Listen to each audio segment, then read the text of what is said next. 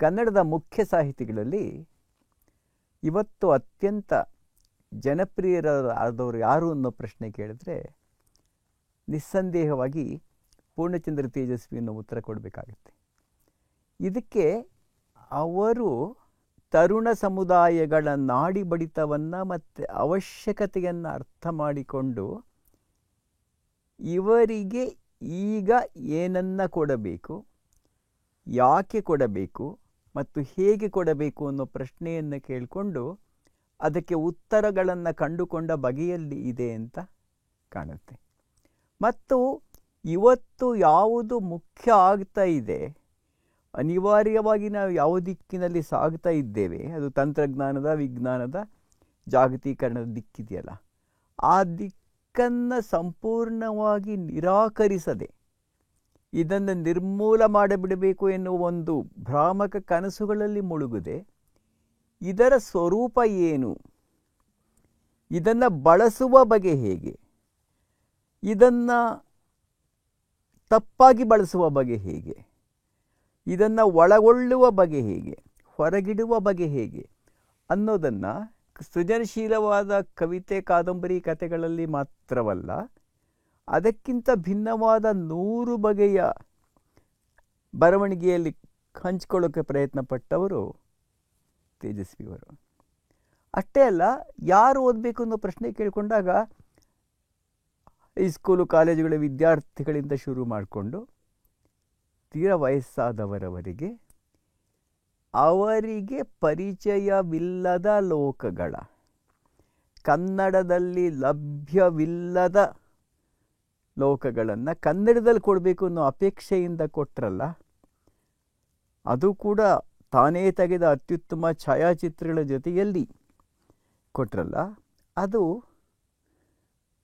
ಅರ್ಥವಾಗುವ ಭಾಷೆಯಲ್ಲಿ ಕೊಟ್ಟರಲ್ಲ, ಸಂಕೀರ್ಣವಾದದ್ದನ್ನು ಹೇಳುವುದಕ್ಕೆ ಸಂಕೀರ್ಣವಾದ ಭಾಷೆಯನ್ನು ಬಳಸಬೇಕಾಗಿಲ್ಲ ಅನ್ನುವ ತಿಳುವಳಿಕೆಯೊಂದಿಗೆ ಕೊಟ್ಟರಲ್ಲ, ತನ್ನಲ್ಲಿ ಇದ್ದ ವಿಶಿಷ್ಟವಾದ ಹಾಸ್ಯಪ್ರಜ್ಞೆಯಿಂದ ತುಂಬ ಆಕರ್ಷಕವಾಗಿ ನಿರೂಪಿಸಿದರಲ್ಲ, ಈ ಕಾರಣಗಳಿಂದ ಅವರ ಬರವಣಿಗೆ ನಮ್ಮ ಕಾಲಕ್ಕೆ ತುಂಬ ಚೆನ್ನಾಗಿ ಸಲ್ತಾ ಇದೆ ಅಂತ ಕಾಣುತ್ತೆ. ಈ ಸಲ್ಲುವಿಕೆಯ ಸ್ವರೂಪನ ಅವರ ಒಟ್ಟು ಬರವಣಿಗೆಯ ಮೌಲ್ಯವನ್ನು ಅರ್ಥ ಮಾಡ್ಕೊಳ್ಳೋಕ್ಕೂ ಬಯಸಬೇಕು.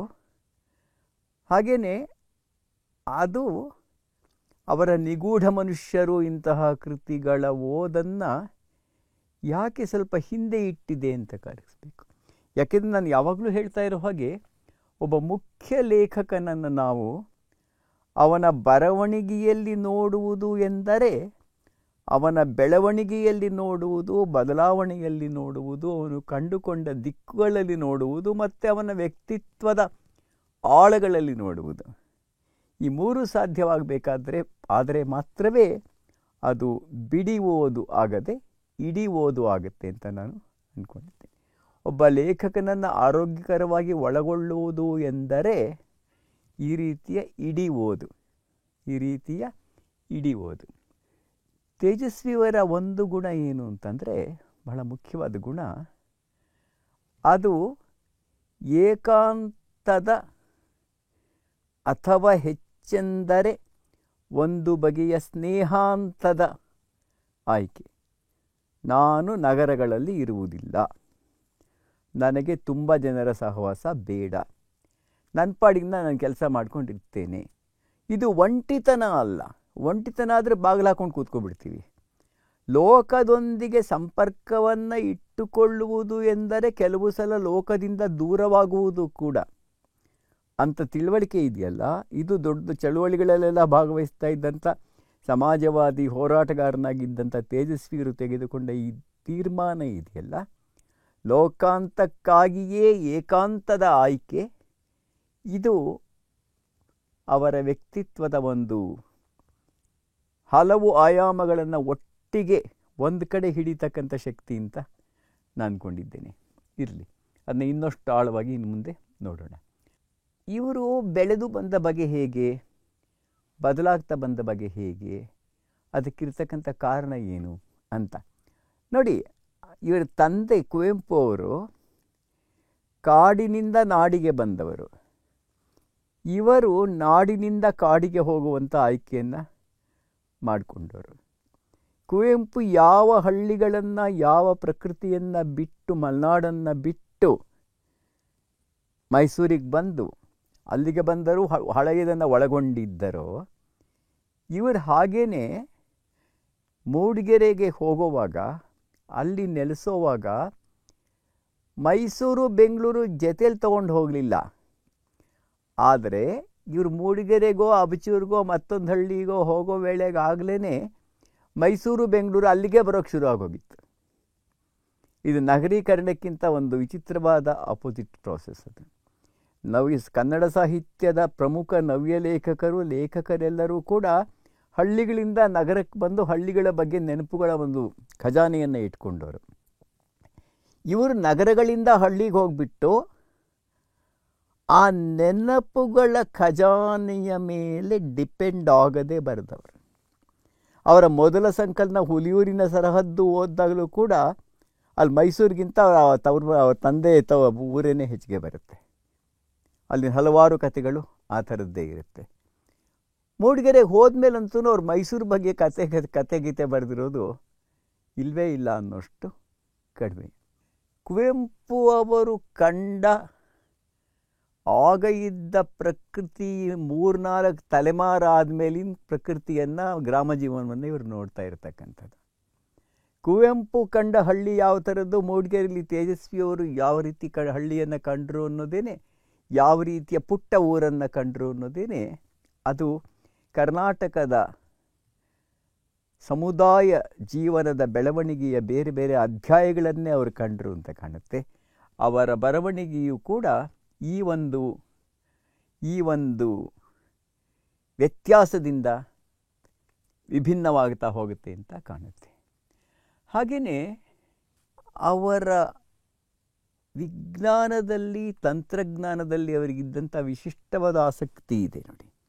ಇದು ನಾನು ಕೇವಲ ವಿಜ್ಞಾನದಲ್ಲಿನ ಆಸಕ್ತಿ ಅಂತ ಹೇಳಲ್ಲ, ತಂತ್ರಜ್ಞಾನದಲ್ಲಿಯೂ ಕೂಡ ಅದನ್ನು ಬಳಸಿಕೊಳ್ಳಬೇಕು ಎನ್ನುವ ತೀವ್ರವಾದ ಅಪೇಕ್ಷೆಯ ಫಲವಾದ ಆಸಕ್ತಿ ಅದು ಮತ್ತೆ ಜೀವನದ ಸ್ವರೂಪವನ್ನೇ ಕುರಿತಾದ, ಜೀವನದ ಅರ್ಥವನ್ನೇ ಕುರಿತಾದಂತಹ ಒಂದು ಕುತೂಹಲ. ಒಂದು ಲೋಕವನ್ನು ಅರ್ಥ ಮಾಡ್ಕೋಬೇಕು ಅನ್ನೋ ಹಂಬಲ, ಇನ್ನೊಂದು ಜೀವನವನ್ನು ಅರ್ಥ ಮಾಡ್ಕೋಬೇಕು ಅನ್ನೋ ಹಂಬಲ. ಇವೆರಡು ಒಂದೇ ಅಲ್ಲ. ಇದೆರಡನ್ನೂ ಒಟ್ಟಿಗೆ ಬೆಸೆಯೋದು ಹೇಗೆ?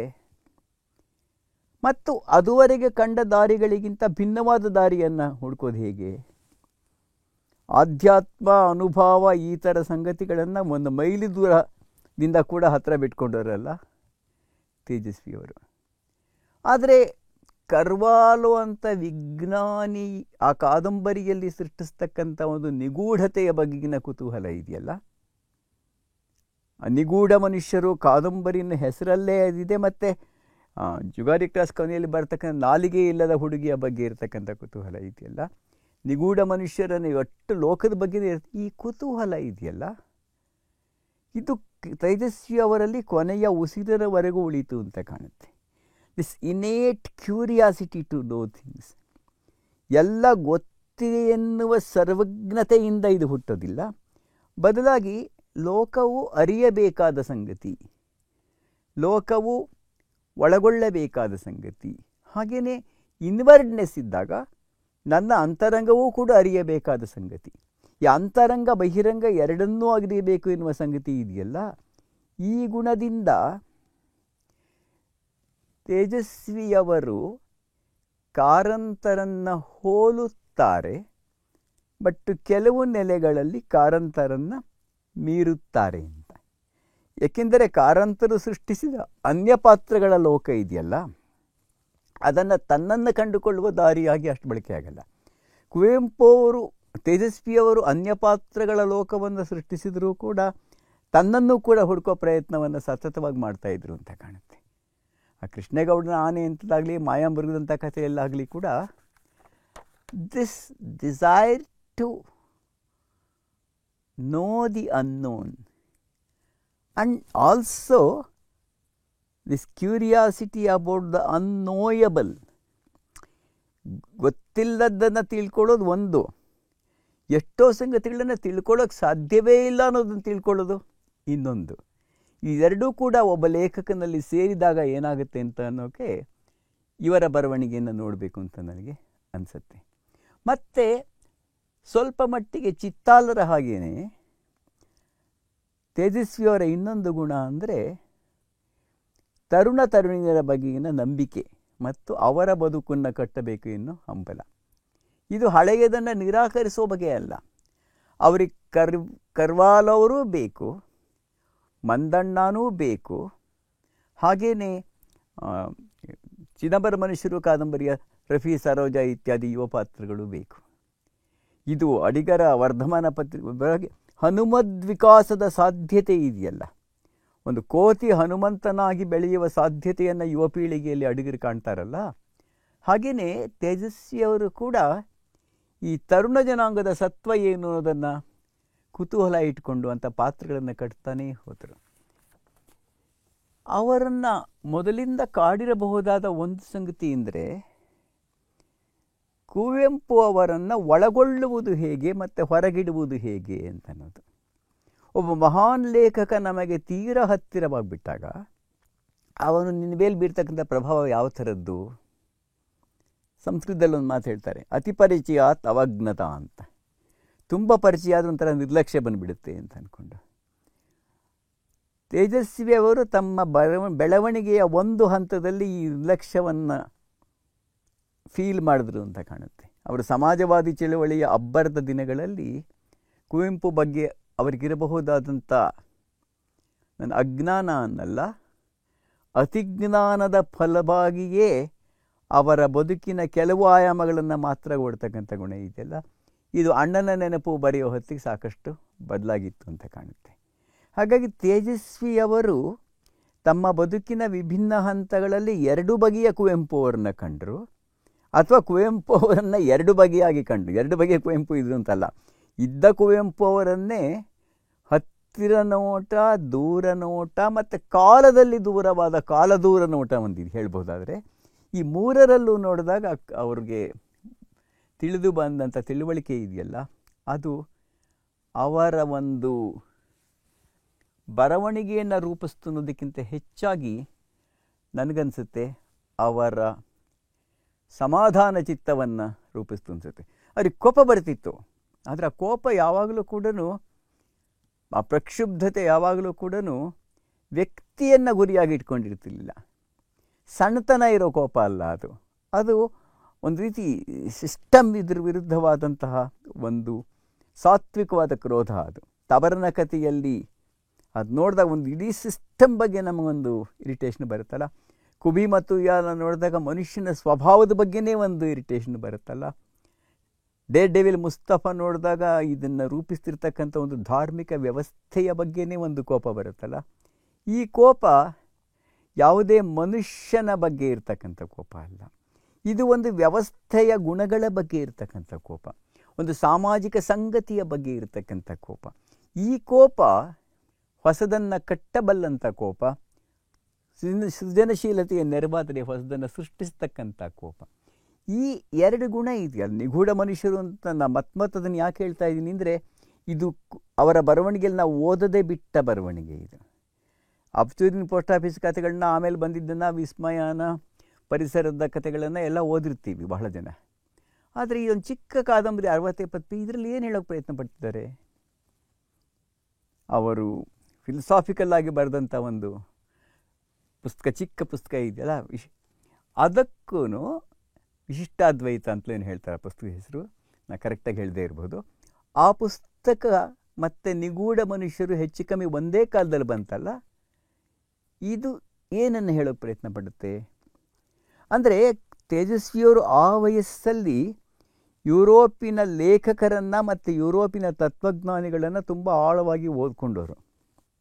ಲೋಹಿಯಾವಾದವನ್ನು ಇಲ್ಲಿ ಒಳಗೊಂಡವರು.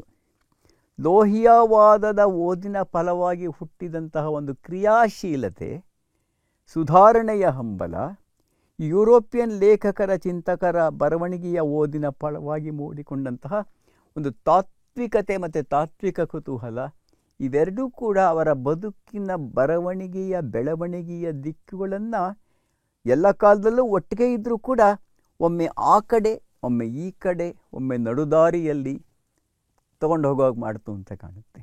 ಇದು ಅವರ ಬದುಕಿನ ಒಂದು ತಲ್ಲಣಗಳಿಗೆ ಕಾರಣವಾದಂಥ ಸಂಗತಿ. ಇದು ಮಾಡಬೇಕಾದ್ರೆ ಸುಧಾರಣೆ ಅರ್ಥ ಏನು? ಸುಧಾರಣೆ ಸಾಧ್ಯ ಆಗ್ತಿದೆಯಾ? ನಾನು ಮಾಡದಿರ್ತಕ್ಕಂಥ ಸಮಾಜ ಸುಧಾರಣೆಯು ಮಾಡಬೇಕಾದ್ದನ್ನು ಮಾಡ್ತಾ ಇಲ್ಲ ಅಂತ ತಿಳ್ಕೊಂಡಾಗ ಮೂಡ್ತಕ್ಕಂಥ ತಲ್ಲಣ ಇದೆಯಲ್ಲ, 50 ವರ್ಷ ಮಾಡ್ತಾ ಬಂದಲ್ಲಪ್ಪ, ಏನಾಯ್ತು ಇದರಿಂದ? ಕೊನೆ ತನಕ ಮಾಡ್ಕೊಂಡು ಹೋಗ್ತೀನಿ, ಮಾಡೋದು ಮಾಡಿಬಿಡೋಣ, ಅದಾಗೋದಾಗುತ್ತೆ ಅಂದ್ಕೊಳ್ಳೋ ಒಂದು ರಿಸೈನ್ಡ್ ಆ್ಯಕ್ಟಿವಿಸಮ್ ಬೇರೆ ಥರದ್ದು. ರಿಸೈನ್ಡ್ ಆ್ಯಕ್ಟಿವಿಸಮ್ನ ಒಂದು ಪಾಸಿಬಿಲಿಟೀಸ್ನ ಡಿನೈ ಮಾಡಿ ನಾನು ಬೇರೆ ಥರದ ಈ ಕೆಲಸ ಮಾಡ್ತೀನಿ ಅಂತ ಹೊರಡೋದು ಬೇರೆ ಥರದ್ದು. ತೇಜಸ್ವಿ ಎರಡನೇ ದಾರಿನ ಆರಿಸ್ಕೊಂಡ್ರು ಅಂತ ಕಾಣುತ್ತೆ. ರೈತ ಚಳುವಳಿಯಂತಹ ಚಳುವಳಿಯನ್ನು ತಾನೇ ಹುಟ್ಟು ಹಾಕಿದ, ತಾನೇ ಬೆಳೆಸ್ಬೋದು ಚಳುವಳಿಯನ್ನು ಕೂಡ ಎಲ್ಲ ಇನ್ನು ಸ್ವಲ್ಪ ದುಡ್ಬಿನಿನ ಕೆಳಗಿಟ್ಟು ನೋಡೋಣ ಅಂತ ಅನಿಸುತ್ತೆ. ನೋಡಿದಾಗ ಏನು ಅನಿಸುತ್ತೆ, ನಾನು ದಿಟ್ಟವಾಗಿ ಹೇಳೋಣ ಅಂತ ಅನಿಸುತ್ತೆ. ಕಿರುಗುರಿನ ಗೈಯಾಳುಗಳು ಅದನ್ನು ಇನ್ನೊಂದು ಥರ ಮಾಡೋದಕ್ಕೆ ಹೋಗುತ್ತೆ. ಸಾಮಾಜಿಕ ಸಂಗತಿಗಳನ್ನು ಸಾಮಾಜಿಕವಾಗಿ ಸರಿಯಾಗಿ ಆಯ್ಕೆಗಳನ್ನು ಮಾಡಿಕೊಂಡೂ ಕೂಡ ಕ್ರಿಟಿಕಲ್ ಆಗಿ ನೋಡೋದಿದೆಯಲ್ಲ, ಅದು ತೇಜಸ್ವಿಯವರ ಎಮೋಷನಲ್ ಇಂಟೆನ್ಸಿಟಿಯ ಪ್ರಭಾವ ಅಂತ ಕಾಣಿಸ್ತದೆ. ದಿಸ್ ಇನ್ವಾರ್ಡ್ನೆಸ್ ಅಂಡ್ ಏನು ತಮಾಷೆಯ ಸಂಗತಿ ಏನು ಅಂದರೆ, ಅವರು ತಮ್ಮ ಬರವಣಿಗೆಯಲ್ಲಿ, ಮಾತಲ್ಲಿ, ವ್ಯಕ್ತಿತ್ವದಲ್ಲಿ ಇವೆರಡನ್ನೂ ಕೂಡ ಬಚ್ಚಿಟ್ಕೊಳ್ಳೋಕೆ ಪ್ರಯತ್ನ ಮಾಡ್ತಾಯಿದ್ರು. ಅಂದರೆ ಅದನ್ನು ಎಕ್ಸಿಬಿಷನ್ಗೆ ಇಡ್ತಾ ಇರಲಿಲ್ಲ. ದಿಸ್ ಎಮೋಷ್ನಲ್ ಇಂಟೆನ್ಸಿಟಿ ಇದೆಯಲ್ಲ, ಅಥವಾ ಇನ್ವರ್ಡ್ನೆಸ್ ಇದೆಯಲ್ಲ, ಇದು ಬರವಣಿಗೆಯಲ್ಲಿ ಇದು ಇದ್ದರೂ ಇಲ್ಲದ ಹಾಗಿರೋದು ಹೇಗೆ, ಕಂಡರೂ ಕಾಣದ ಹಾಗಿರೋದು ಹೇಗೆ ಅನ್ನೋದನ್ನು ತಿಳ್ಕೋಬೇಕಾದ್ರೆ ತೇಜಸ್ವಿಯವರ ಬರವಣಿಗೆನ ಓದಬೇಕು. ಅವ್ರ ಹತ್ತಿರದ ಬಲ್ಲದು ಹೇಳ್ತಾರೆ, ರೀ ಏನ್ರಿ ಮಾಡೋದು, ಹಿಂಗೆ ಆಗೋಗ್ತಿದ್ಯಲ್ರಿ, ಇದನ್ನೆಲ್ಲ ಮಠ ಕಟ್ಬಿಡ್ತಾರಲ್ರಿ ಕುಪ್ಳಿನಲ್ಲಿ ಅಂತಾಗ. ಏನ್ರಿ ಇವರು ಒಂದು ಸಮಾಧಿ ಮಾಡೋಗ್ಬಿಟ್ರೆ ಇನ್ನೊಂದು ಸಮಾಧಿ ಮಾಡಿ ಮೈಸೂರಿನ ಸಿಟಿಲೆಲ್ಲ ಗೋರಿಗಳು ಕಾಲೋನಿ ಮಾಡಿಬಿಡ್ತಾರಲ್ರಿ ಅಂದಾಗ ಇರ್ತಕ್ಕಂಥದ್ದು ಇದು. ಏನ್ರಿ ಇದು ವಿಮರ್ಶೆ, ಏನ್ರಿ ಈ ವಿಮರ್ಶಕನೆಲ್ಲ ತೊಗೊಂಡು ಝೂನಲ್ಲಿ ಬೋನಲ್ಲಿ ಹಾಕಿಬಿಡ್ಬೇಕ್ರಿ ಅಂದಾಗ, ಈ ನಾನು ಹಲ್ಲು ಕಚ್ತಿದ್ನಲ್ಲ, ಅದು ನನ್ನ ಹತ್ತಿರ ಮಾಡಿರ್ಬೋದು, ಅದೆಲ್ಲವನ್ನ ಕೂಡ ಬರವಣಿಗೆಯಲ್ಲಿ ಹಾಗೆ ತೋರಿಸದೆ ಶಾಂತವಾಗಿ ಆದರೆ ಸ್ಪಷ್ಟವಾಗಿ ಅಷ್ಟು ಧೈರ್ಯವಾಗಿ ಹೇಳೋದಿದೆಯಲ್ಲ, ಅದು ತೇಜಸ್ವಿಯವರ ಗುಣ. ಅವ್ರಿಗೆ ಅದು ಯಾಕೆ ಸಾಧ್ಯ ಆಯಿತು ಅಂದರೆ, ಅದು ಪತ್ರಿಕೋದ್ಯಮಿ ಆಗಲಿಲ್ಲ. ಪತ್ರಿಕಾ ಉದ್ಯಮಿಯಾಗಿ ಪತ್ರಿಕೆಗಳಲ್ಲಿ ಬರಿಬೇಕಾದಂಥ ಲಂಕೇಶರ ತುರ್ತುಗೂ ಪತ್ರಿಕೆಯೊಳಗೆ ಬರೆದರೂ ಪತ್ರಿಕೆಯಾಚೆಗೆ ಬರಿಬೇಕಾದಂತಹ ತೇಜಸ್ವಿಯರ ತುರ್ತುಗೂ ವ್ಯತ್ಯಾಸ ಇದೆ ಅಂತ ಕಾಣುತ್ತೆ. ಅದು ಅವರಿಬ್ಬರ ಗದ್ಯವನ್ನು ಹಾಗೆ ರೂಪಿಸ್ತಾ ಹೋಯಿತು ಅಂತ ಅನಿಸುತ್ತೆ. ಎಮೋಷನಲ್ ಇಂಟೆನ್ಸಿಟಿಯನ್ನು ಅತ್ಯಂತ ನಿಯಂತ್ರಿತವಾಗಿ ಹೇಳೋ ಪ್ರಯತ್ನವನ್ನು ಅವರು ಮಾಡ್ತಾ ಬಂದರು. ಆದರೆ ಒಂದು ಮಲೆನಾಡಿಗೆ ಹೋದಾಗ ಅವರು ಗ್ರಹಿಸಿದ ಮಲೆನಾಡಿನ ವಾಸ್ತವ ಇದೆಯಲ್ಲ, ಅದು ಅವರಿಗೆ ನವ್ಯ ಸಾಹಿತ್ಯದಿಂದ ಹೊರಬರುವ ದಾರಿಯನ್ನು ಕಾಣಿಸ್ತು ಅಂತ ಕಾಣುತ್ತೆ.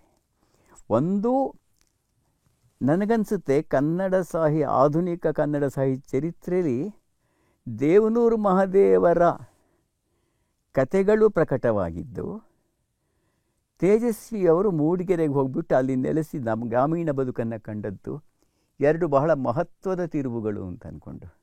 ಏಕೆಂದರೆ ಇವು ನವ್ಯ ಸಾಹಿತ್ಯ ಎನ್ನುವುದರ ಸೀಮಿತ ನೆಲೆಗಳ ಅವಸಾನಕ್ಕೆ ಕಾರಣವಾಯಿತು.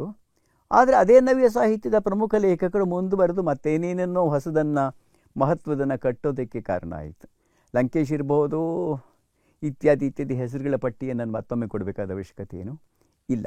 ಆ ದೃಷ್ಟಿಯಲ್ಲಿ ತೇಜಸ್ವಿಯವರಿಗೆ ಅಲ್ಲಿಗೆ ಹೋದಾಗ ಉಂಟಾದಂತಹ ಭ್ರಮ ನಿರಸನ ಇದೆಯಲ್ಲ, ಕೃಷಿ ಅನ್ನುವುದು ಕೂಡ ಮುಗ್ಧವಾದ ಚಟುವಟಿಕೆ ಅಲ್ಲ. ಹಳ್ಳಿ ಎನ್ನುವುದು ಮುಗ್ಧತೆಯ ತವರು ಮನೆಯೇನೂ ಅಲ್ಲ. ಹಳ್ಳಿ ಜನ ಮೂಡಿಗೆರೆಯಲ್ಲಿ ಹುಚ್ಚಿರ ಸಂಖ್ಯೆ ಎಷ್ಟು ಅಂತಂತಲ್ಲ ಕಾಲೇಶ್ಮಾರಿ ಮಾಡ್ದಂಗೆ ಹೇಳ್ತಾ ಹೋಗ್ತಾರೆ. ಹುಚ್ಚರು ದುಷ್ಟರು ಅಂತ ಅನ್ನೋ ಥರದ್ದು ಹೇಳಿ ಮೂಡಿಗೆರೆ ಸಂತೆ ಬಗ್ಗೆ. ಟೌನ್ ಆ್ಯಂಡ್ ಅ ವಿಲೇಜ್ ಅವುಗಳ ನಡುವೆ ಆಗ್ತಾ ಇದ್ದಂಥ ಡೈನಮಿಕ್ಸ್ ಇದೆಯಲ್ಲ, ಅದನ್ನು ಹಿಡಿಯೋದಕ್ಕೆ ಪ್ರಯತ್ನ ಪಡ್ತಾ ಹೋದರು. ಜೊತೆಗೆ ಇನ್ನೊಂದೇನಾಯಿತು ಅಂದರೆ, ಅದು ಏಕಕಾಲದಲ್ಲಿ ಇದು ದಲಿತ ಅದು ಎಲ್ಲದಕ್ಕೂ ಜನರಲೈಸ್ ಮಾಡಿ ಹೇಳಬಾರ್ದು, ನಾನು ಹೇಳ್ತಾನೂ ಇಲ್ಲ. ಒಂದು ಇಡಿಯಾಗಿ ಸಮುದಾಯಗಳನ್ನೇ ಪ್ರತಿನಿಧಿಸ್ತಕ್ಕಂಥ ಪಾತ್ರಗಳಿದೆಯಲ್ಲ, ಅದಕ್ಕಿಂತ ಭಿನ್ನವಾಗಿ ತೇಜಸ್ವಿಯವರು ವ್ಯಕ್ತಿಯನ್ನು ಮರೆಯದೆ ಸಮುದಾಯವನ್ನು ಒಳಗೊಳ್ಳುವುದು ಹೇಗೆ ಅನ್ನೋ ಪ್ರಶ್ನೆಯನ್ನು ಕೇಳಿಕೊಂಡು, ಒಬ್ಬ ಲೇಖಕ ಕೇಳ್ಕೊಳ್ಬೇಕಾದ ಮಹತ್ವದ ಪ್ರಶ್ನೆ ಇದು. ಒಂದು ಇಡೀ ಕಮ್ಯುನಿಟಿಯನ್ನು ಒಳಗೊಂಡು ಕಮ್ಯುನಿಟಿಯ ಜೀವನವನ್ನು ಹೇಳಬೇಕು. ಕಮ್ಯುನಿಟಿ ಅಂದರೆ ಕ್ಯಾಸ್ಟ್ ಅನ್ನೋ ಅರ್ಥದಲ್ಲಿ ಹೇಳ್ತಿಲ್ಲ, ಸಮುದಾಯ. ಮತ್ತು ಆ ಸಮುದಾಯಗಳೆಲ್ಲ ಸೇರಿ ಕಟ್ಟಿರ್ತಕ್ಕಂಥ ಸಮಾಜದ ಬಗ್ಗೆನೂ ಹೇಳಬೇಕು. ಆದರೆ ನಾನು ಕಟ್ತಾ ಇರೋದು ಮನುಷ್ಯರನ್ನೇ ಹೊರತು ಮಾದರಿಗಳನ್ನಲ್ಲ ಅಂತ. I am not creating types but human beings ಅಂತ ತಿಳ್ಕೊಂಡಾಗ ಏನಾಗುತ್ತೆ, ನೀನು ಕಟ್ಟುವ ಪಾತ್ರಗಳಿಗೆ ಜೀವ ಬರುತ್ತೆ. ತುಕ್ಕೋಜಿ ಮರೆಯೋದಿಲ್ಲ, ತುಕ್ಕೋಜಿ ಹೆಂಡತಿ ಮರೆಯೋದಿಲ್ಲ, ಕುಬಿ ಮರೆಯಲ್ಲ, ಇಯಾಲ ಮರೆಯಲ್ಲ. ಕುಬಿ ಇಯಾಲ ಕಥೆಯಲ್ಲಿ ಬರ್ತಕ್ಕಂಥ ಎಲ್ಲಿಗೆ ಬೇಕಾದರೂ ಹೊಡೀರಿ, ಬೆನ್ನ ಮೇಲೆ ಮಾತ್ರ ಹೊಡಿಬೇಡಿ ಎಂದಂಥ ರಂಗಚನ್ನ ಮರೆಯೋದಿಲ್ಲ. ಆ ಕೂಲಿಯವರಿಬ್ಬರು ಕೇಳಿ ನನಗೆ ನನ್ನ ಮನಸ್ಸನ್ನು ಹೀಗೆ ಆಳದಲ್ಲಿ ಕಲಕಿರ್ತಕ್ಕಂಥ ಘಟನೆ ಅದು. ಅವ್ರು ಕೇಳ್ಕೋತಾರೆ ಪೊಲೀಸ್ ಸ್ಟೇಷನಲ್ಲಿ, ಏಕೆಂದರೆ ಒಂಥರ ಯೂಶುವಲ್ ಸಸ್ಪೆಕ್ಟ್ಸ್, ಸುಮ್ಮನೆ ಯಾರು ತಪ್ಪು ಮಾಡಿರಲಿ ಅವ್ರನ್ನ ಹೋಗಿ ಹೊಡಿತಾ ಇರ್ತಾರೆ. ಅವ್ರು ಕೇಳ್ಕೋತಾರೆ, ಸರ್ ನಮಗೆ ಎಲ್ಲಿ ಬೇಕಾದ್ರೂ ಹೊಡೀರಿ, ಅದ್ರ ಬೆನ್ನ ಮೇಲೆ ಹೊಡಿಬೇಡಿ, ಯಾಕಂದರೆ ಬೆನ್ನ ಮೇಲೆ ನಾವು ಮೂಟೆ ಹೊತ್ಕೊಂಡು ಹೋಗಬೇಕು ಅಂತ. ಆ ಮೂಟೆ ಹೊತ್ಕೊಂಡು ಹೋಗೋ ಬೆನ್ನಿಗೆ ಹೊಡಿಬೇಡಿ ಅಂತ ಕೇಳ್ಕೊಳ್ತಕ್ಕಂಥ ಆ ಪಾತ್ರಗಳ ಒಂದು ಇನ್ನರ್ ಬೀಯಿಂಗ್ ಇದೆಯಲ್ಲ, ಈ ಇನ್ನರ್ ಬೀಯಿಂಗ್ನ ಹೇಳೋದು ಸಮುದಾಯಗಳ ಬಗ್ಗೆ ಬರಿಬೇಕಾದರೂ ಕೂಡ ಕೆಲವು ಲೇಖಕರಿಗೆ ಸಾಧ್ಯ ಆಗೋದು, ಅದು ತೇಜಸ್ವಿಯವರಿಗೆ ಸಾಧ್ಯವಾಯಿತು ಅನ್ನೋದ್ರಿಂದನೇ ನಮಗೆ ಡೇರ್ ಡೆವಿಲ್ ಮುಸ್ತಫಾ ಮರೆಯೋದೇ ಇಲ್ಲ, ತಬರ ಮರೆಯೋದೇ ಇಲ್ಲ. ಅವರ ಮುಖ್ಯವಾದ ಯಾವುದೇ ಕಥೆಗಳ ಯಾವುದೇ ಪಾತ್ರ, ಒಂದು ಚಿಕ್ಕ ಪಾತ್ರ ಕೂಡ, ಪ್ಯಾರ ಅಂತ ಹುಡುಗ ಬರ್ತಾನೆ ಕರುವಲು, ಪ್ಯಾರನೂ ಮರೆಯೋದಿಲ್ಲ. ಇವರೆಲ್ಲರೂ ನೆನಪಲ್ಲಿ ಉಳಿತಾರಲ್ಲ. ಅವರು ವಿಜ್ಞಾನದಂಥ ಕಥೆ ಬರೆದ್ರೂ ಕೂಡ ನಮಗೆ ಅಡುಗೆ ವೆಂಕಟಪ್ಪನೂ ನೆನಪಿಡ್ತಾನೆ, ಎಲ್ಲ ನೆನಪಿಡ್ತಾರೆ, ಬಿರಿಯಾನಿ ಕರಿಯಪ್ಪ ನೆನಪಿಡ್ತಾನೆ. ಇದು ಅವರು ವ್ಯಕ್ತಿಗಳನ್ನು ಮರೆಯದೇ ಸಮಾಜವನ್ನು, ಸಮುದಾಯಗಳನ್ನು ಒಳಗೊಂಡ ಬಗ್ಗೆ ಬಹಳ ಮುಖ್ಯ ಅಂತ ಅನಿಸುತ್ತೆ. ಹಾಗೆಯೇ ಒಂದು ಸಮುದಾಯವನ್ನು ಚಿತ್ರಿಸೋದಲ್ಲ, ಸಮುದಾಯಗಳ ನಡುವೆ ಇರತಕ್ಕಂಥ ಸಂಬಂಧ ಯಾವ ಥರದ್ದು. ನಮ್ಮ ಅರ್ತೆ ಗೌರಿ ಅವನತಿ ಕಥೆಯ ಗೌರಿಯನ್ನು ಹೇಳದೇ ಇದ್ದರೆ ತೇಜಸ್ವಿಯವ್ರ ಬಗ್ಗಿನ ಮಾತೇ ಮುಕ್ತಾಯ ಆಗಲ್ಲ ಅಂತ ನಾನು ಅಂದ್ಕೊಂಡಿರ್ತೀನಿ. ಆ ಗೌರಿ ಅದು ಕಲೆಯ ಅವನತಿ, ಸಮಾಜದ ಅವನತಿ, ನಂಬಿಕೆಗಳ ಅವನತಿ. ಆ ಕಾಳಾಚಾರಿ ಮಾಡೋ ವಿಗ್ರಹಗಳು ಎಷ್ಟು ಚೆನ್ನಾಗಿರ್ತಿದ್ದು, ಎಷ್ಟು ವಿಕಾರವಾಯಿತು ಅನ್ನೋದನ್ನು ಹೇಳ್ತಾನೆ. ಜೊತೆಗೇ ಗೌರಿನೂ ಹಾಗೇನೆ ವಿಕಾರವಾಗುವ ದಾರಿಯಲ್ಲಿ ಪಾಪ ಅವಳ ಮೊಲೆಯ ಮೇಲೆ ಬರೆ ಕೊಡುವಂತಹ ಸನ್ನಾಹಗಳು ನಡೀತಾ ಇರ್ತದೆ. ಇದು ಒಬ್ಬ ಕಲಾವಿದ ಕಟ್ಟಿಕೊಡ್ತಕ್ಕಂಥ ಸಾಮಾಜಿಕ ಸಂಘರ್ಷಗಳ, ಸಾಮಾಜಿಕ ಬೆಳವಣಿಗೆಯ ಬಗೆ ಅಂತ ಕಾಣುತ್ತೆ. ಇದು ಕುವೆಂಪು ಕಂಡ ಆಧುನಿಕತೆಗಿಂತ ಬಹಳ ಭಿನ್ನವಾದದ್ದು. ಕುವೆಂಪು ಕಟ್ಟಿಕೊಟ್ಟ ಆಧುನಿಕತೆ, ಅವರು ಕುವೆಂಪು ಪಾಸಿಟಿವ್ ಆದ ಗುಣಗಳನ್ನು ಗ್ರಹಿಸೋದಕ್ಕೆ ಹೋದರೆ, ಪಾಸಿಟಿವ್ ಅಲ್ದಿರೋದು ಗೊತ್ತಾಗಲ್ಲ ಕುವೆಂಪುಗೆ ಅಂತಲ್ಲ, ಅದನ್ನು ಅವ್ರು ಹೇಳಿದ್ದಾರೆ ಬೇಕಾದಷ್ಟು ಮದುಮಗಳಲ್ಲಿ ಮತ್ತೊಂದು ಕಡೆ. ಆದರೆ ಇವರು ಅದು ಮಾಡ್ತಾ ಇರ್ತಕ್ಕಂಥ ಆಕ್ರಮಣವನ್ನು ಗಮನಿಸ್ತಾ ಹೋದರು. ಆದರೆ ಒಂದೇನಿತ್ತು, ತೇಜಸ್ವಿಯವರು ಯಾಕೆ ಗ್ರೇಟ್ ಆಗ್ತಾರೆ ಅಂದರೆ, ವಿಜ್ಞಾನದ ಬಗ್ಗೆ ಇದ್ದ ಅವರ ಆಸಕ್ತಿ ಮತ್ತು ಕುತೂಹಲ ಅವ್ರನ್ನೇನು ಮಾಡ್ತು ಅಂದರೆ, ಅಪ್ಪ ಇದೆಲ್ಲ ನಿಜಾನೇ, ತುಂಬ ತೊಂದರೆ ಆಗ್ತಾ ಇದೆ, ಆದರೆ ಇದಕ್ಕೆ ವಿಜ್ಞಾನ ಕಾರಣವಲ್ಲ, ಒಂದು ಮಟ್ಟದಲ್ಲಿ ಇದಕ್ಕೆ ತಂತ್ರಜ್ಞಾನವೂ ಕಾರಣ ಅಲ್ಲ, ಇದಕ್ಕೆ ಕಾರಣ ವ್ಯಾಪಾರೀಕರಣ, ಜಾಗತೀಕರಣ ಅಂತನ್ನೋದು. ಅವೆರಡು ಒಂದೇನೋ? ಇದು ಮುಂದಿನ ಹಂತದ ಪ್ರಶ್ನೆ. ತಂತ್ರಜ್ಞಾನದ ಬೆಳವಣಿಗೆ ಸಹಜವಾಗಿಯೇ ವ್ಯಾಪಾರೀಕರಣವನ್ನು, ಜಾಗತೀಕರಣವನ್ನು, ಬಂಡವಾಳೀಕರಣವನ್ನು ಅನಿವಾರ್ಯವಾಗಿಸುತ್ತದೆಯೇ? ಇವುಗಳ ನಡುವಿನ ಸಂಬಂಧಗಳೇನು? ಇದನ್ನು ನಮ್ಮ ಸೃಜನಶೀಲತೆ, ನಮ್ಮ ಲೇಖಕರು, ಸಾಹಿತ್ಯ ಇನ್ನು ಹುಡುಕಬೇಕಾಗಿದೆ ಅಂತ ಕಾಣುತ್ತೆ. ಗಾಂಧೀಜಿಯವರು ಹಿಂದ್ ಸ್ವರಾಜ್ಯದ ಕನಸನ್ನು ಕಟ್ಟಿದ್ರಲ್ಲ, ಅಥವಾ ಅದ್ರ ಬಗ್ಗೆ ಮಾತಾಡ್ತಾರಲ್ಲ ಆ ಪುಸ್ತಕದಲ್ಲಿ, ಗ್ರಾಮ ಸ್ವರಾಜ್ಯದ್ದು, ಅದು ಆಗಕ್ಕೆ ಸಾಧ್ಯ ಇಲ್ಲ ಅಂತ ಗೊತ್ತಿದ್ದು ಕೂಡ ಅದರ ಕನಸನ್ನು ಅವ್ರು ಹೇಳ್ತಾ ಹೋಗ್ತಾರೆ. ತೇಜಸ್ವಿಯವರು ಅದರೊಳಗಡೆ ಇರ್ತಕ್ಕಂಥ ಭಿನ್ನತೆಗಳನ್ನು ಗಮನಿಸ್ತಾ ಹೋಗ್ತಾರೆ. ಬಟ್ ತಂತ್ರಜ್ಞಾನ ಮತ್ತು ವ್ಯಾಪಾರೀಕರಣಗಳ ನಡುವೆ ಒಂದು ಸಹಜವಾದ ಸಂಬಂಧ ಇದೆಯೇ? ಈ ಪ್ರಶ್ನೆ ಕೊನೆಯ ದಿನಗಳಲ್ಲಿ ಅವ್ರನ್ನೂ ಕಾಡಿರಬೇಕು, ನಮ್ಮನ್ನೂ ಕಾಡಿದೆ ಅಂತ ನಾನು ಅಂದ್ಕೊಳ್ತಾ ಇದ್ದೀನಿ. ಅವರು ಫೋಟೋಗ್ರಫಿ ಇರ್ಬೋದು, ಕಂಪ್ಯೂಟರೈಸ್ ಇರ್ಬೋದು, ಕನ್ನಡದ one of the most technology savvy ಅಂತೀವಲ್ಲ, ಟೆಕ್ನಾಲಜಿ ಸೇವಿ ರೈಟರ್ಸಲ್ಲಿ ತೇಜಸ್ವಿ ಎಲ್ಲರಿಗಿಂತ ಮುಂದೆ ಇದ್ದರು. ಕಾರಂತರು ನಂತರದ great writer who could do that and with a lot of understanding about the whole reality. ಇದಿದ್ದೂ ಕೂಡ ಈ ಪ್ರಶ್ನೆ ಇದೆಯಲ್ಲ, ವಿಜ್ಞಾನ ಮತ್ತು ತಂತ್ರಜ್ಞಾನಗಳನ್ನು ಅಲಾಯುಧವಾಗಿ ನೋಡೋದು ಅಂದರೆ ಹೇಗೆ, ರಾಜಕಾರಣ ಮತ್ತು ವಿಜ್ಞಾನಗಳ ನಡುವಿನ ಸಂಬಂಧದ ಸ್ವರೂಪ ಏನು, ಇದು ತೇಜಸ್ವಿಯವರ ಒಟ್ಟು ಬರವಣಿಗೆಯ ಸಂದರ್ಭದಲ್ಲಿ ಕೇಳಿಕೊಳ್ಳಬೇಕಾದ ಪ್ರಶ್ನೆ ಮತ್ತು ಕಂಡುಕೊಳ್ಳಬೇಕಾದ ಉತ್ತರ ಕೂಡ ಯಾವುದು ಅಂತ ಕಾಣುತ್ತೆ. ಒಂದು ಕಡೆ ಸಮಾಜವಾದ, ಒಂದು ಕಡೆ ವಿಜ್ಞಾನದ ಬಗೆಗಿನ ಒಲವು, ಇವೆರಡನ್ನು ರಿಕನ್ಸೈಲ್ ಮಾಡೋದು ಹೇಗೆ? ಲೋಹಿಯಾ ಅವರು ಇದ್ರ ಬಗ್ಗೆ ಏನು ಹೇಳ್ತಾರೋ ನನಗೆ ಅಷ್ಟು ವಿವರವಾಗಿ ಗೊತ್ತಿಲ್ಲ. ಆದರೆ ಲೋಹಿಯಾ ಮತ್ತು ಅಂಬೇಡ್ಕರ್ ಮತ್ತು ಗಾಂಧಿ ಈ 3 ಜನ ವಿಜ್ಞಾನ ಮತ್ತು ತಂತ್ರಜ್ಞಾನಗಳನ್ನು ನೋಡಿದ ರೀತಿ ಇದೆಯಲ್ಲ, ಯಾಕೆ ನಾವು ಯಾವತ್ತೂ ಮರೆಯೋಕ್ಕಾಗಲ್ಲ. Gandhi greatest invention of humankind ಈ ಸೋಯಿಂಗ್ ಮಷಿನ್ ಅಂತ ಹೇಳಿದ್ರು ಅವರು. ಯಾಕೆ ಹೇಳಿದ್ರನ್ನ ಕೈಲೇ ಹೊಲಿತಾ ಇರಲಿ ಅಂತೇನು ಹೇಳಲಿಲ್ಲ ಅವರು. ಈ ಸೋಯಿಂಗ್ ಮಷೀನ್ ನಾನು ನಿರಾಕರಣೆ ಮಾಡಲ್ಲ. ಅಂದರೆ ಅಪ್ರೋಪ್ರಿಯೇಟ್ ಟೆಕ್ನಾಲಜಿ ಅನ್ನೋದೊಂದಿರುತ್ತೆ, ಕಮ್ಯುನಿಟಿಗೆ ಉಪಯೋಗ ಆಗ್ತಕ್ಕಂಥ ಟೆಕ್ನಾಲಜಿ ಇರುತ್ತೆ. ಯಾವ ಟೆಕ್ನಾಲಜಿಗೆ ಪ್ರಯಾರಿಟಿ ಕೊಡಬೇಕು, ಯಾವುದನ್ನು ಬಿಡಬೇಕು ಅಂತ ತೀರ್ಮಾನ ಮಾಡೋದು ಯಾವಾಗ ರಾಜಕಾರಣ ತೀರ್ಮಾನ ಮಾಡ್ತಾ ಇರುತ್ತೆ. ಈ ರಾಜಕಾರಣ ಮತ್ತು ವಿಜ್ಞಾನ ಕಾರಣ ಮತ್ತು ತಂತ್ರಜ್ಞಾನ ಕಾರಣಗಳ ನಡುವಿನ ಸಂಬಂಧದ ಸ್ವರೂಪ ಏನು ಅನ್ನೋ ಪ್ರಶ್ನೆಯನ್ನು ತೇಜಸ್ವಿಯವರು ಕೇಳಿಕೊಂಡ್ರು, ಉತ್ತರಗಳನ್ನು ಕಂಡುಕೊಳ್ತಾ ಇದ್ರು ಅಂತ ಕಾಣುತ್ತೆ. ಪ್ರಾಯಶಃ ಇನ್ನಷ್ಟು ದಿನ ಅವರು ಬರೆಯುವ ಆ ಬರವಣಿಗೆಯನ್ನು ನೋಡೋ ಅವಕಾಶ ನಮಗೆ ಸಿಕ್ಕಿದರೆ ಲಂಕೇಶ್ ಮತ್ತು ತೇಜಸ್ವಿ ಮತ್ತು ಇಂಥ ಲೇಖಕರ ಬಗ್ಗೆ ಎಲ್ಲ ಮತ್ತೆ ನನಗನ್ಸೋದು ಹಾಗೇನೆ. 65, 66, 67 ಎಲ್ಲ ಹೋಗುವ ವಯಸ್ಸಲ್ಲ, ಆದರೆ ಅಷ್ಟೆಲ್ಲ ಕೆಲಸ ಮಾಡಿಬಿಟ್ಟು ಹೋದರು. ಇನ್ನೂ ಏನು ಮಾಡ್ತಿದ್ರು ಅನ್ನೋ ಒಂದು ಆಸೆ ಅಪೇಕ್ಷೆ ಇದ್ದೇ. ಆದರೆ ಅವ್ರು ಮಾಡ್ರಿ ಬಿಡಲಿ, ಆ ಮಾಡುವ ಅವಕಾಶ ಅಂತೂ ಇದ್ದೇ ಇದೆ ಅನ್ನೋ ವಿಚಾರದಲ್ಲಿ ಅನುಮಾನವೇ ಇಲ್ಲ. ಇನ್ನೊಂದು ಏನಾಯಿತು ಅಂತಂದರೆ, ಕೊನೆಯದಾಗಿ ನಾನು ಹೇಳೋದಕ್ಕೆ ಪ್ರಯತ್ನ ಪಡ್ತಕ್ಕಂಥದ್ದು, ಇವೆಲ್ಲದರಲ್ಲಿ ಇದ್ದ ಆಸಕ್ತಿ ತೇಜಸ್ವಿಯವರನ್ನು ಕನ್ನಡ ಕಟ್ಟುವ ಕೆಲಸದ ಕಡೆ ಕಳ್ಕೊಂಡು ಹೋಯಿತು ಅಂತ ಕಾಣುತ್ತೆ. ಯಾವುದೇ ಭಾಷಣ ಮಾಡದೆ, ಇಂಗ್ಲೀಷ್ನೂ ಹೆಚ್ಚಾಗಿ ಬಳಸದೆ, ಹೆಚ್ಚಾಗಿ ಇಲ್ಲವೇ ಇಲ್ಲ ಅನ್ನೋಷ್ಟು ಕಮ್ಮಿ ಬಳಸಿ, ಸಂಸ್ಕೃತವನ್ನು ಇಲ್ಲವೇ ಇಲ್ಲ ಅನ್ನೋಷ್ಟು ಕಮ್ಮಿ ಬೆಳೆಸಿ, ಅವೆಲ್ಲಕ್ಕೂ ಸಾರಾಸಗಟ ಬಹಿಷ್ಕಾರ ಹಾಕದೆ ಅತ್ಯುತ್ತಮವಾದ ಸೃಜನೇತರ ಗದ್ಯವನ್ನು ಸೃಷ್ಟಿಸಿದಂತಹವರಲ್ಲಿ ತೇಜಸ್ವಿ ಆದ್ಯರು ಅಂತ ನಾನು ಅಂದ್ಕೊಂಡಿದ್ದೇನೆ. ಅವರ ವಿಸ್ಮಯ ಸೀರೀಸ್ ಆಗಲಿ, ನಾನು ಮುಂಚೆ ಹೇಳ್ಕೊಡ್ತಿದ್ದೆ ಇಂಗ್ಲೀಷಲ್ಲಿ ಇದೆಯಲ್ಲ ಇವೆಲ್ಲ ಅಂತ ಅಂದ್ಕೊಳ್ಳೋದು. ನನಗೆ ಇಂಗ್ಲೀಷ್ ಓದೋ ಅವಕಾಶ ಸಿಕ್ಕಿತ್ತು ಅಥವಾ ಓದ್ದೆ ಎಂದು ಮಾತ್ರಕ್ಕೆ ಎಲ್ಲ ಮಕ್ಕಳು ಓದೋ ಅವಕಾಶ ಸಿಕ್ಕುತ್ತಾ?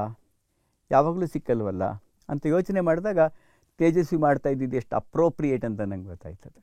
ವಿಸ್ಮಯವೂ ಸೇರಿದ್ದ ಹಾಗೆ ಕೊನೆ ದಿನಗಳನ್ನು ಅವರು at the cost of his creative literature indulged in this kind of literature. ಪರಿಸರದ ಕಥೆಗಳು ಕೂಡ ಸೇರಿದ ಹಾಗೆ ಎಷ್ಟೊಂದು ರೀತಿಯ ಬರಹಗಳನ್ನು, ಎಷ್ಟೊಂದು ಪುಸ್ತಕಗಳನ್ನು ಪುಂಖಾನುಪುಂಖವಾಗಿ ತಂದಿರೋದು. ಅವ್ರಿಗೇನದು ವ್ಯಾಪಾರ ಆಗಿರಲಿಲ್ಲ, ಅವ್ರಿಗದು ಪ್ರಿಂಟ್ ಮಾಡಿ ರಾಶಿ ಹಾಕಬೇಕು ಅಂತೇನಿರಲಿಲ್ಲ ಅವರಿಗೆ. ಬದಲಾಗಿ ಕನ್ನಡದವರೊಂದಿಗೆ ಲೋಕವನ್ನು ಹಂಚಿಕೊಳ್ಳುವುದು ಹೇಗೆ, ಈ ಪ್ರಶ್ನೆಯನ್ನು ವಿಜ್ಞಾನ, ತಂತ್ರಜ್ಞಾನ ಮತ್ತು ಲೋಕದ ಬಗೆಗಿನ ತಿಳುವಳಿಕೆಯ ಮೂಲಕ ತೇಜಸ್ವಿಯವರು ಉತ್ತರಿಸಿದರೆ, ಲಂಕೇಶ್ ಅವರು ನನ್ನ ಪ್ರಕಾರ ಸಾಹಿತ್ಯ, ಕಲೆ, ಒಟ್ಟು ಜೀವನ, ರಾಜಕೀಯ ಎಲ್ಲವನ್ನೂ ಕೂಡ ಕನ್ನಡದಲ್ಲಿ ಹೇಳೋದು ಹೇಗೆ ಅನ್ನೋ ಪ್ರಶ್ನೆಯನ್ನು ಕೇಳಿಕೊಂಡು ಹೋದರು. ಅದರಿಂದನೇ ನಮ್ಮ ಕಾಲದ ಕನ್ನಡ ಗದ್ಯದ ನಿರ್ಮಾಪಕರಲ್ಲಿ, ತನ್ನ ಪೀಳಿಗೆಯ ಕನ್ನಡ ಗದ್ಯದ ನಿರ್ಮಾಪಕರಲ್ಲಿ, ಕನ್ನಡ ಹೀಗಿರಬೇಕು ಅನ್ನೋದಕ್ಕೆ ಮಾದರಿಗಳನ್ನು ಹಾಕಿಕೊಟ್ಟಂಥ ನಿರ್ಮಾಪಕರಲ್ಲಿ ಈ ಇಬ್ಬರು ಲೇಖಕರು ಬಹಳ ಮುಖ್ಯರಾಗ್ತಾರೆ ಅಂತ ನನ್ನ ಖಚಿತವಾದ ತಿಳುವಳಿಕೆ. ಅದರಲ್ಲೂ ತೇಜಸ್ವಿಯವರು ಒಂದು ಕಾಡಿನಲ್ಲಿ ಕುಳಿತು ಧ್ಯಾನದ ಹಾಗೆ ಈ ಕೆಲಸ ಮಾಡ್ತಾರೆ. ಧ್ಯಾನ ಅಂದರೆ ಸಂತೋಷ ಇಲ್ಲದೆ ಮೂಗು ಮುಚ್ಕೊಂಡು ಮಾಡೋ ತಪಸ್ಸೇನಲ್ಲ. ಧ್ಯಾನ ಎಂದರೆ ಸಂತೋಷವನ್ನು ಪಡೆದುಕೊಳ್ಳುತ್ತಲೇ ಏಕಾಗ್ರತೆಯನ್ನು ಪಡ್ಕೊಳ್ತಾನೆ. ಕಾಡು ಹರಟೆ ಬೇಡ, ತಲೆ ಹರಟೆ ಬೇಡ, ಕಾಡಲ್ಲಿದ್ದರೂ ಕಾಡು ಹರಟೆನ ಬಿಟ್ಟು ಬದುಕಿದವರು ತೇಜಸ್ವಿಯವರು. ಹೀಗಾಗಿ ನಮ್ಮ ಕಾಲದ ಆದರ್ಶಗಳಲ್ಲಿ ಒಬ್ಬರಾಗಿ ಅವರು ಕೂಡ ಉಳಿದಿದ್ದಾರೆ. ನಾಡನ್ನು ಕಟ್ಟುವ ಕೆಲಸ ಅಂತಂದರೆ ಇಂಥ ಹಲವರನ್ನು ನೋಡಿ ಕಲಿತ್ಕೊಳ್ಬೇಕು. ನಾಡನ್ನು ಕಟ್ಟುವ ಕೆಲಸದ ಬಗ್ಗೆ ಭಾಷಣ ಮಾಡುವಂತಹ ಭಾಷಣ ಶೂರರ ಮೂಲಕ ಅಲ್ಲ.